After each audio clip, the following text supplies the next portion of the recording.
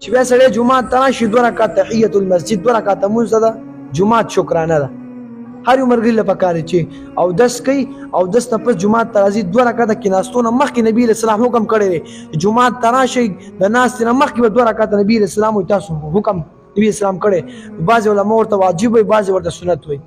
نو چا سره ټیمي جمعات ته راځي 2 رکعات تحیت المسجد دی کوي د جمعات شکرانه په دې خو ان شاء الله عمل کوي ځکه زندگی چا سره وفا نه کوي د نبی رسول الله طریقې راټینګ کوي والله لازم په دې کې د دنیا او آخرت کامیابی ده او کوم تاسو خپل عمل ته وګورئ زموږ عمل د ټکی عمل نه دی الله وایي زه به د قیامت پر ورځ زری زری حساب وکوم نو هر ملګری له پکاره جمعات ته راځي 2 رکعات د اول مونځ کوي د هغې نه پس دی کینی که چېرته کېناستو بیا ورته رایاچو بیا دې وکړي خو چې پیل راغی او دې کل د هغې ثواب ډېر چې کېناستې بیا هم میلاویږي خو هغه همله ثواب نه میلاویږي چې څنګه ته راغې او ته ودرېدې خو الله به راجه درکوي انشاءالله دا مستقل چې کوم دی دا مونږ تاسو ځان مې چې کوم یو ذمهواري لره کړو چې جومات ته راځم پیله به دا عمل کوم به انشاءالله